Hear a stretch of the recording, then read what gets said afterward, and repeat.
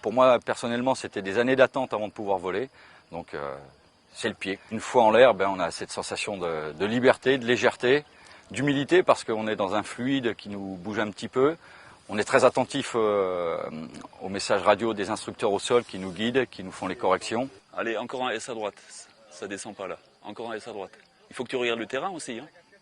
Allez, et finale à gauche. Finale à gauche, finale à gauche. Si tu ne regardes pas le terrain, tu ne sauras pas que tu es en train de monter ou descendre. Allez. On n'est pas debout là?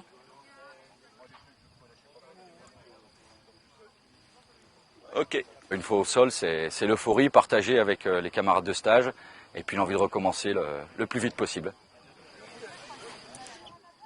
La Ligue d'Alsace est une petite ligue qui se compose de 2 départements, le Bas-Rhin et le Haut-Rhin. Et en 2009, nous avions 1013 licences. Nous avons 24 clubs, parmi lesquels on compte 2 écoles professionnelles et 2 clubs-écoles, c'est-à-dire des structures associatives. Alors les 2 structures associatives sont toutes les 2 dans le Bas-Rhin. Une qui est installée à Strasbourg et la deuxième qui est installée à Breitenbach dans le Val-de-Villers. Les structures professionnelles, elles, sont installées toutes les 2 dans le Haut-Rhin. Il s'agit du centre-école du Markstein et de Knugus. Après le premier vol, c'est sûr, on est prête à recommencer directement. Oui. Les différentes activités du vol libre, c'était le Delta, qui était l'activité emblématique du vol libre.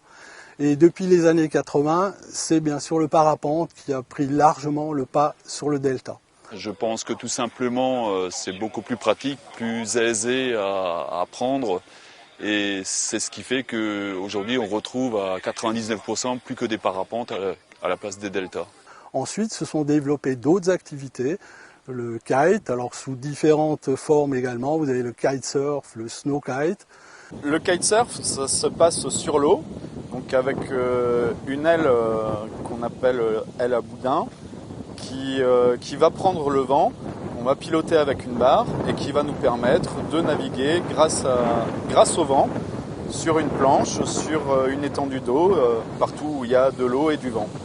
On va commencer à utiliser des vents à partir de 10 nœuds, soit plus ou moins 20 km/h, et jusqu'à 70 km/h, c'est-à-dire 35 nœuds.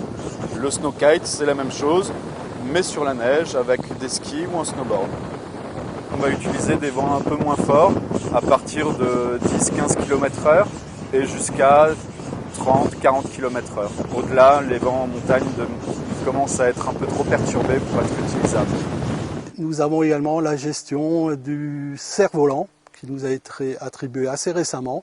Dans le Bas-Rhin, 2 sites, je dirais, principaux, plus un petit secondaire. C'est tout d'abord le site de Breitenbach, le plus connu. Ensuite, il y a un petit site qui se trouve à Mundolsheim, qui est plutôt destiné pour perfectionner les techniques de décollage, de gonflage, dans une pente assez forte et sur un dénivelé finalement assez peu important, assez technique. Il y a encore un autre site qui est à côté de Saverne, sur une commune qui s'appelle Reinhardsmünster. C'est un site qui est très intéressant et que beaucoup de pilotes confirmés pratiquent parce qu'il est beau et parce qu'il a un très bon rendement. Encore un site dans le Bas-Rhin, c'est le site de l'Altenberg, qui lui aussi a un rendement extraordinaire et qui est utilisable par les vents de nord-est. Concernant le Haut-Rhin, un site majeur de la vallée de la Thur, qui est le site du Markstein, et qui est entouré de beaucoup de petits sites secondaires. Il faut consulter le catalogue des sites qui vous précisera exactement le nombre de sites et les orientations des sites. Mais c'est parmi les plus fréquentés d'Europe.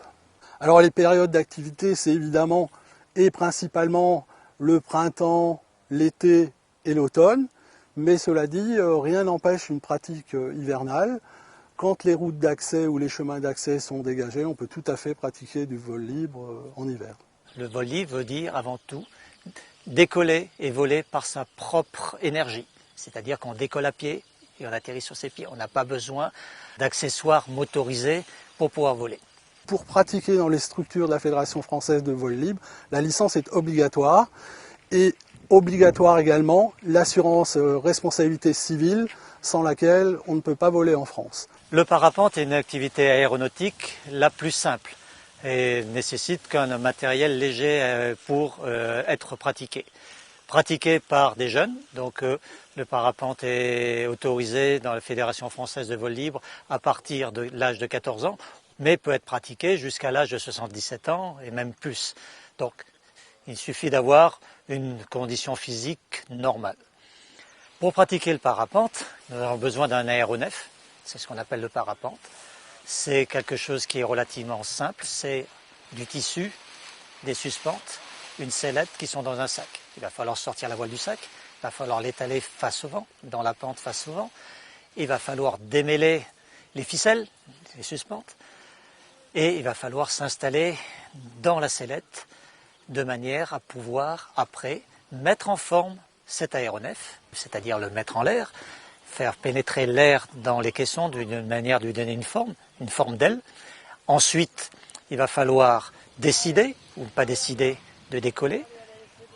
Bien sûr, on va décider si le matériel est bien en place, si le champ devant nous est libre, le champ de vision est libre, s'il n'y a pas de buisson, il n'y a pas d'arbre en face de nous. Ensuite, on va décider, une fois que la décision de décoller est prise, on va donner l'énergie suffisante pour pouvoir décoller. Donc toute cette première partie va prendre une journée, 2 journées, tout dépend de l'individu. La deuxième étape va être de pouvoir faire ce premier petit vol, c'est-à-dire pouvoir décoller en sécurité.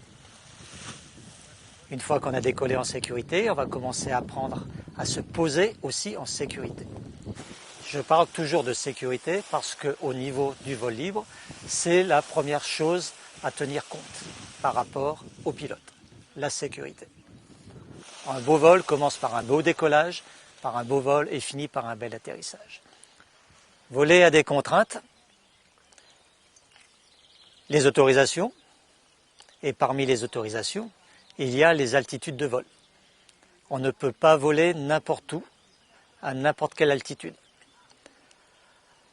Suivant les zones, on peut voler au maximum à 3000 mètres, 3500 mètres, jamais au-dessus, parce qu'au-dessus, ça va être du vol sur instrument. Et du vol sur instrument est quelque chose qui est incompatible dans la définition du vol libre, du parapente. Donc on va être au maximum limité à une altitude de 3500 mètres. Certes, il y a quelques exceptions. Dans une zone aérienne, nous ne pouvons pas dépasser 1300 mètres d'altitude. On ne décolle pas dans la nuit et on n'atterrit pas dans la nuit. Donc on doit décoller après le lever du jour et se poser avant la tombée de la nuit. On ne vole pas par n'importe quelle condition aérologique. Lorsqu'il pleut, par exemple, on ne vole pas. Lorsqu'il y a beaucoup de vent, on ne vole pas. Un parapente est un aéronef qui vole lentement. Donc qui est dépendant des conditions aérologiques.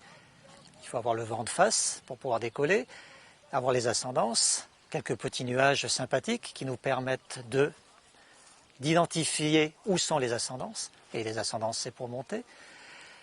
Malheureusement, sur les fronts d'orage, ou quand les temps sont orageux, il vaut mieux éviter la pratique du parapente parce que la difficulté va être de descendre rapidement.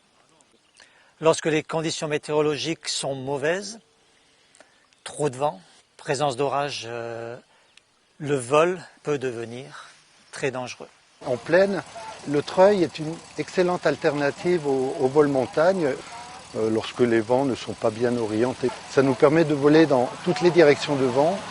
Ça nous permet de faire des vols, de très beaux vols. Il suffit de se faire treuiller d'une centaine, voire 200 mètres et de prendre un thermique pour monter jusqu'au nuage.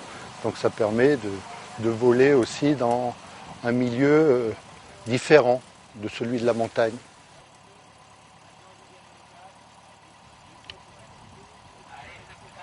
Un parapente, ça a une durée de vie d'au moins 5 ans. Et quand on parle de l'équipement, vous avez la voile du parapente, vous avez le harnais du parapente, vous avez le parachute de secours, vous avez l'instrumentation, et tout ça fait qu'il faut compter 2 000 € pour un bon équipement. Il y a 2 catégories de subventions, et les catégories de subventions qui sont allouées aux ligues, donc à la nôtre, et notre interlocuteur, c'est la région Alsace, qui nous soutient pour principalement la compétition et les centres de formation qui concernent nos futurs athlètes de haut niveau. Nous avons d'excellents résultats en compétition. Le champion du monde de Delta et de la Ligue d'Alsace, et au même titre en parapente, nous avons le champion d'Europe en titre, qui lui aussi fait partie de la Ligue d'Alsace de vol libre. Pour les clubs, leur référence est le Conseil général, qui chacun dans le Bas-Rhin et dans le Haut-Rhin ont des financements un peu différents, mais dans les 2 cas, leur aide est indispensable.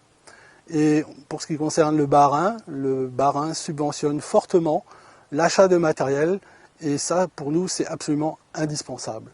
En dehors du matériel, subventionne également ce qu'ils appellent des plans de développement sportif qui nous permettent de nous équiper, qui nous permettent d'acheter tout ce qu'il faut pour faire notre pratique sportive. Dans le cadre d'une compétition, il faut être assez souple. Il faut pouvoir se déplacer rapidement d'un site à l'autre parce que le vent risque de tourner du matin à l'après-midi et même parfois d'une heure sur l'autre. Vous avez le vent qui fait un 180 degrés. Et comme il est absolument impératif de décoller face au vent, il faut pouvoir se mobiliser et déplacer les équipements, le matériel rapidement. Alors ça c'est indispensable. Et parfois même annuler une compétition quand les météos ne sont pas bonnes, la reporter sur le week-end d'après ou sur la semaine d'après. Ça, quand on fait une activité de plein air, nous sommes complètement dépendants des conditions météo.